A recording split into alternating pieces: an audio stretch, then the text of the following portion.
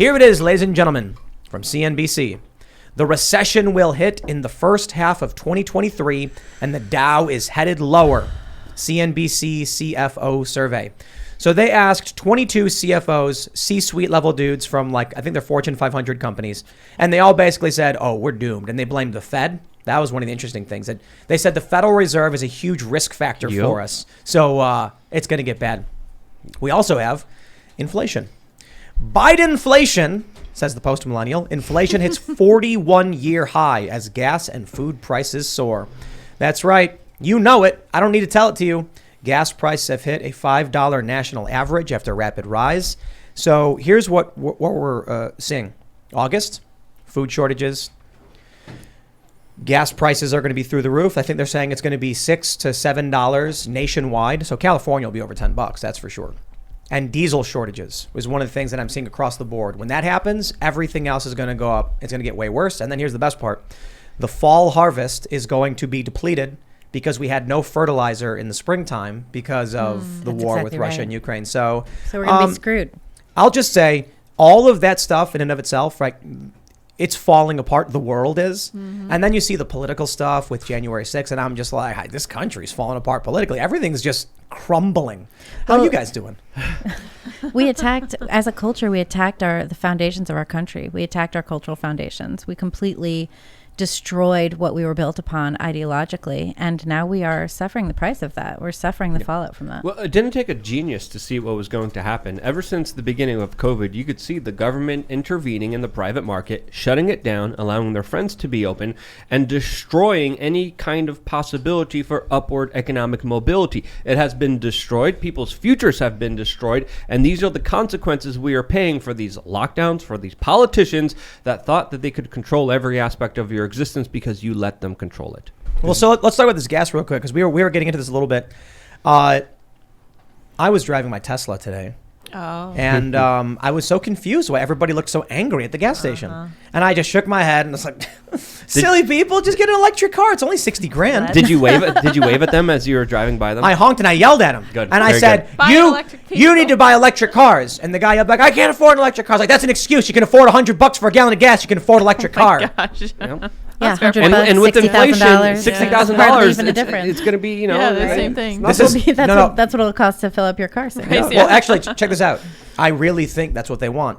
So fracking, for instance, used to be, it was not profitable because the cost of fracking was higher than the amount of energy you'd get out from it. Once fuel started reaching a certain level, all of a sudden it was like, okay, now fracking makes sense. This is what's going to happen. If you're already spending $100 to fill up your car's gas tank, you're going to be like, well, what's $300 for a loan on an electric car? Might as well just do that, I guess. It's going to be cheaper. The problem, ultimately, you can't get electric cars because everybody's trying to get it all at once in the supply chain disruption. And there's not enough batteries. There's not enough raw materials. There's not enough supply to meet the demand. And again, the New York Post just released an article detailing a lot of the price rises. They're talking about how restaurants went up 9% when it comes to prices, groceries 11.9%, electricity 12%, new cars and trucks 12.6%. These are the official numbers. The real life numbers are probably a lot higher. Ground beef 13.6%, chicken 17.4%, airfare 37.8%, gas 48%, fuel 107%. I'll tell you where I'm really feeling those gas prices, man. So when we were trying to book a private jet to Austin, it was $24,000 round trip. Oh, I'm sorry. Caviar prices. No, hold on. You need to let me. Excuse me. Okay. I didn't finish. Okay. 24 was fine. But now it's been 6 months, $55,000 for a round trip flight. Oh, well, 55 is just too much. I mean, $25,000, and that's that fine. just crosses the line. Andy, how are you surviving? No, but hold on. But I'm dead serious. I was talking to Alex Jones about it, and I was like, "How are these people?" Like, I hear all these stories, like Amber Heard just flew on a private plane, and he was just telling me, he's like, "Well, look, this was back in November." He's like, usually it's around like $25,000. You're flying a private plane to like Austin or something, and I was like, "Wow, that really is expensive. That's insane." I was like, we'll fly commercial. It's a couple $100. And then we were looking at flights again because we have there's like apps that track it. $55,000. So it doubled. That's the fuel shortage and the fuel increases. Yeah, that's crazy. The other thing, too, is that we are being pushed into this electric vehicle economy because supposedly it's more sustainable. But there have not been any discussions about how the materials in the batteries are mined, how those things are disposed of. It's not actually necessarily more sustainable once you take all of those things into consideration. Just like with the plastic bag thing in New York, where they took away all the plastic bags and then they started replacing them with paper and cloth. That's not actually more sustainable. It costs more to transmit those things. To transport those things costs more to make them, all of this stuff. And this is what they want. They want to destroy us. And as many times as Biden keeps saying, every time he says that they want to remake the economy from the bottom up and the middle out, it's just a complete and total lie. They want to remake the economy from the top down by forcing us all to conform to whatever bizarre ideas that they have that aren't actually doing the thing they think it is doing. So let me ask you guys. You're Libby, you're okay with saying where you're based out of, right? Yeah, I live in New York. What's it been like? I mean, have the price increases been noticeable? No, not particularly. There have been noticeable price increases in New York, but not as much as other places because we were already paying a premium for everything. So, but I will say, so they haven't been recently more noticeable. They were very noticeable 6 months ago. So it had been like I'd pay $45 for a bag of normal groceries. And then a week later, it was like, $50, and it just kept going up. Now we've sort of leveled off, but I also buy way different stuff than I used to. Like I used to make, my son really likes like this pork katsu style pork chops that I make. I used to make them once a week, and now I make them more like once a month. I'll buy like one meat thing and we'll have that once a week, and that's pretty much it. So that is different. There have been a lot of different, like I've been changing how I buy things, and the gas is ridiculous. What about you, Andy? Well, I'm just thinking about how hard the working class must be taking us. I think for people who have the benefit of working in relatively secure type of works like journalism or such, where you have that security, you're above a certain income, and you don't necessarily feel these percentage increases. Or if you do, you see it doesn't impact you as much as those who are living paycheck to paycheck. And I wasn't aware of these numbers until you pulled them, until you mentioned it here. And it's so shocking because it's like, I don't know how a working family with children can survive with those type of cost increases. And it's an issue that's affecting all of the world. I mean, if you turn into the UK press, the increases in the energy costs especially, the people are feeling it really there. In France, they recently had their presidential elections, and that was the cost of living was like. But they keep voting for Macron. Yeah, but that's because they deserve nothing but contempt.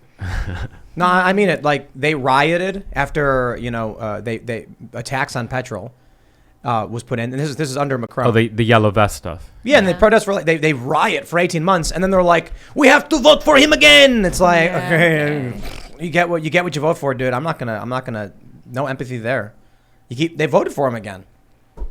They did, but I mean they were given there were only two options. It's kind of like, I don't know, can you really blame half of America now for suffering because of the current administration we have? Oh no, I mean like the people who voted for Le Pen, I'm like, man, that sucks. The people who the majority of people who voted for these people, I'm just like, what do you want me to say about it? But if I can play, you get what you vote for, man. But if I can play devil's advocate a little bit, I'm wondering how would you all respond then, let's say, to the argument that, look, all over the world, countries and societies are experiencing increases across the board because of the result of the pandemic, and you cannot blame this on the current head of state. Yeah, so I was looking at a chart that shows the economy in wage growth and inflation under Donald Trump during the pandemic and then under Joe Biden. And for some reason, a month after Joe Biden becomes inaugurated, wages collapse and start receding and inflation skyrockets. And then I hear from people, they're like, well, that's because what we're seeing now is the result of what Donald Trump did. And I'm like, so hold on. So you're saying that 9 months of policy, so the policy from 9 months prior to the inauguration that Trump did and the governors resulted in a massive spike in inflation and wages collapsing 9 months later. That's what they're saying. They're saying what Trump did during the pandemic resulted in this slide. Okay, well, Joe Biden's had a year and a half and it's only gotten worse. So that means Joe Biden's cleared those 9 months. He should have done something when he got in to reverse what Trump was doing wrong. No, the reality is under Trump, even in the pandemic, it was relatively stagnant. Growth was there around 2 to 3%. Things got really bad when governors shut everything down, but inflation was not this high, even with the spending. Now under Joe Biden, 9 months later, where is the change? Where is the recovery? It's not there. They're lying. They're making it up. Yeah, so yes, inflation it's a total, So just it's a really total quick, lie. Andy, I would also answer you specifically by talking about the U.S. dollar being the world reserve currency. It's the petrodollar. So what happens here absolutely matters and affects the entire world, especially when you have the U.S. Federal Reserve controlling the supply of the dollars.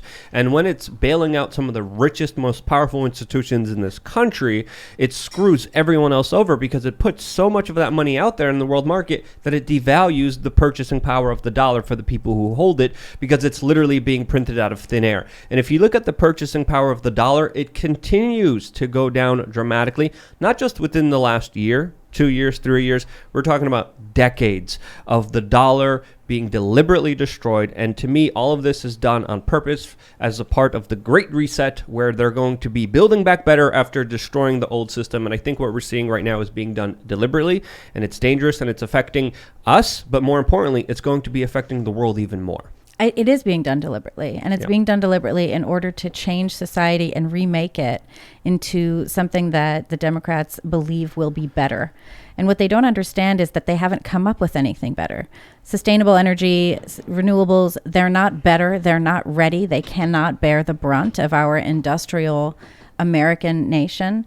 Neither can EVs, neither can any of this stuff. And instead of dealing with inflation, instead of dealing with economic issues, they have been reversing, trying to make changes in society. Like the first day Joe Biden was in office, he basically eliminated women, from like civil rights, and has proceeded to do that. So their biggest concerns are enforcing an ideology that very few people but the elites agree with, if they even agree with it at all, if they're not just putting it on, and changing the economy to, benefit themselves and their friends and their ideology. That's all it is. It's a trash way of running this country. Maybe I'm naive, but I don't think it's intentional. I think it's just incompetence. You think it's just? I used to think it was incompetence. That's the thing. I used to think it was incompetence, and now I think they are intentionally trying to destroy the country because they hate our foundings. They want you and thinking. They hate what we came from. Okay, they hate our culture and they hate Americans. That's now what I think. I definitely hear you on that point, but I don't think you need to go that far. It is intentional because they said it was. Joe Biden specifically said he wanted to take climate change seriously. The Democrats said they want to take climate change seriously. Greta Thunberg said, "How dare you?" And so Joe Biden gets elected and he says, let's shut down oil and gas leases. Let's shut down Keystone, which caused rampant speculation. And then you see this major fluctuation in wages, inflation, all of these things. It's not all Joe Biden's fault. But if someone comes in and says, I'm going to save the environment, and then all of a sudden gas spikes through the roof, and then they enacted policies to make it harder, I'm like, well, yeah, that is them doing it. They said they were going to do it. They said that's why they're going to do it. So I would say, I'm not saying they want the economy to be on fire, but I'll say this. We know they don't want you driving cars. They've said that. We know they don't want you flying in planes. They've said that. We know they don't like farting cows. They literally did say that. So when they enact policies that make it harder for you to drive, I'm like, well, they said they wanted this. If the end result is the economy is bad, I can't definitively prove that's what they wanted. But if people can't drive, the economy will get bad. So it is the result of what they've been trying to do. Why do you think what drives Americans to the streets in protest is not economic crisis, but cultural issues such as over guns, abortion, Black Lives Matter, or protesting the right? Well, all of those things, you have to be really stupid to want to protest, right? So guns, for instance. I saw a meme. I love the memes on Facebook, and it said, to sell a taco in Texas, you've got to get a permit. You've got to pay a fee, only use certain ingredients, import them and have them regulated. But it's like a huge list. And it's like how to buy an assault rifle. Bring your ID, walk in, fill out a form, have as many guns as you want. And I'm just like, okay, to buy an assault rifle, You have to do a background check from the ATF, the FBI. You got it fingerprinted by a sheriff's department. Whole process can take, right now they're estimating about 6 months, but it could be taking a year considering they're a little backed up. These are called NFA items. So the people that are going out and going, no assault rifles, like they have no idea what they're talking about. The people that are going out and protesting abortion have no idea what they're talking about. We have someone on this show, a progressive, and he could not tell us what he really thought about abortion because he just kept saying it's the woman's choice. And he didn't know any of these news stories. He didn't know about Kathy Tran in Virginia wanting abortion at 9 months and things like that. And then what was the other thing you mentioned? Oh, the right. Well, yeah. When you watch nothing but CNN and they're like, insurrection, and you hear AOC going, he pounded on my door and went, where is she? You are completely brainwashed in a cult. So, of course, you're angry and frustrated because they keep just beating you over the head with this craziness. Meanwhile, you have people who are associated with the quote unquote right, which includes post-liberals, moderates, libertarians, conservatives, who are like, I actually read the news about guns and, oh, I understand it's a nuanced issue. It's hard to solve. I actually read the news on the abortion stuff. Yeah, those people are crazy, aren't they? Then you actually see Antifa. And here's the one I won't get. I don't understand why the right isn't marching in protest against all of the waves of destruction caused by Antifa, the 529 insurrection, when leftists set fire and tried to raze St. John's Church, when they set fire to a White House guard post, when they tried to actually break down the fencing at the White House and the president was forced into a bunker. And the right, what are they doing? They're going, January 6th is dumb. And I'm like, they're sitting here screaming January 6th in your face and you're saying nothing but, yeah, well, you're dumb. You'd think the right would be like, May 29th, over and over and over again and say, let's play that game. The right never does. All they do is respond to whatever the left is doing. That's because the right for so long has been completely overtaken with this idea of the live and let live culture. Like, okay, you want to do whatever your thing is, do it in your own house. You know, you don't have to talk about it. We don't have to deal with it publicly. That's all fine. We'll let those crazy people do whatever they want. And so there's no real conservative culture of an intentional protesting type of pushback. We're not seeing that. I think we're starting to see that a little bit more. I think we're starting to see that bubble up. And, you know, I've only just become aware of organizations that are intentionally trying to do stuff like that. But it's new. I mean, conservatives need to create a culture of demanding their rights and of demanding justice. It hasn't existed. It hasn't existed up until this point. It just hasn't existed. Yeah, I think that people, have you ever had that problem where you eat a bunch of sugar and then like you have no energy after that? You're just exhausted for like a day or 2 days or something. I think people are living in that state right now, and they're just a lot of people are unmotivated to get up and to scream. It's starvation will make people crazy. That's something like we talk about the economy. left are motivated to organize and mobilize over and over and over. Yeah, including over non-issues. I think maybe and hoaxes. When people are on psychoactives like Adderall and stuff, that their emotions are very flippant and they can be pushed with like spectacle really easily. So a burning building or a guy getting punched can make people like become enraged and go do whatever the news anchor tells them to do, especially when they're on psychoactives. I think that's part of what the manipulation is coming from. The crazy thing is, we know that a lot of these assassinations throughout history have been just really deranged people. I mean, what was it? Hinckley just got released. Right. Now you've got the 911 call being released about the guy who went to assassinate Kavanaugh.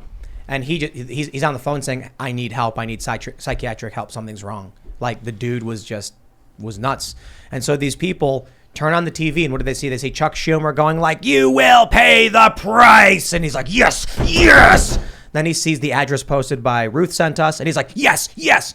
Then he buys a plane ticket, gets the weapons, shows up, and then fortunately this guy turned himself in. This is what I don't like. Like Elizabeth Warren would use this flowery rhetoric. We need to fight to get our something, and fight and fight. But to the people on psychoactives, what they're hearing is, I need to fight. And they really think they got to go fight somebody. And then they they're literally out of their mind. Yo, did you guys? I heard. No, go ahead. The quartering got swatted again. Mm-hmm. Is that and I Rekieta? believe so. Yeah. Yeah, I saw And that Rekieta. on Twitter. I think he was streaming with Rekieta, and I think he got swatted while he was doing that. But Not both sure. of them, I think At so. the same yeah. time, that's what I heard. they Yeah. both got swatted at the same time. I think so. See, I'm telling you, man, everything's just imploding. Like, Yeah. So here's what I was saying the other day. If the federal government will not enforce the law, these people showing up to Kavanaugh's house, they won't do it. Then someone actually tries to kill the guy, and they still won't enforce the law against these protesters, that is them outright saying, we do not protect you. We will not protect you. And in all reality, Jen Psaki encouraged them to do it. Yep. They're outright saying, we are the ones against you. Like the protesters and the federal law enforcement are effectively the same thing as far as I'm concerned. Then you have the unwillingness to actually enforce the law, or I mean, they're probably happy it's happening. I can only imagine. You have the swattings against us, now the quartering, Rekieta, and other people, and they say, we can't stop it. So if you can't do anything to protect us, and you won't enforce the law to those that seek to do us harm, how is there a country at all? This is a narco-tyranny. Yes, we were talking about this yesterday. That's exactly what it is. It's law-abiding citizens being held to account, and everyone else gets to do as they please. And if you notice, also the powers that be, they protect the leftist protesters, but they come after the conservative ones. I'll never forget in Lansing, Michigan, I'm pretty sure it was Lansing, early on in the pandemic, I think it was in April, you had a bunch of people whose businesses had been shut down. Not the casino owners, they were fine. Not the liquor store owners, they were fine. But Gretchen Whitmer had shut down all of these businesses, nail shops and hair shops and like whatever else. So all of these people went to Lansing. They protested at the state house there. They were called white supremacists. They were dragged out of there, all of these things.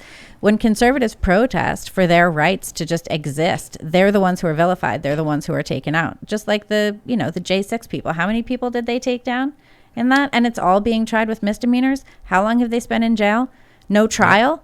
And last week you had Joe Biden saying that none of our rights are absolute. And you can see that his DOJ means it, because these people don't get a speedy trial, right? We have a right to a speedy trial. We have a right to reasonable bail. These people aren't getting that. Joe Biden means it when he says that our rights are not absolute. He's 100% on that. That's why I say we've probably been in civil war for a while now. People just don't recognize it because they expect warfare to stay the same. And I blame Fallout, the Fallout franchise. Naturally. Because Ron Perlman keeps telling us that war never changes, but war actually changes quite a bit. That's why there's different generations of warfare and strategies. Thanks for checking out this segment from the Timcast IRL podcast. But if you want to check out the full show live, tune in Monday through Friday at 8 p.m. And if you want more special access content, head over to timcast.com and become a member. Your membership helps sustain this company, keep our journalists employed, makes this show happen, and you will get access to exclusive members-only segments of the Timcast IRL podcast, and there's a massive library to check out. So again, go to timcast.com or tune in Monday through Friday at 8 p.m., and we'll see you all there.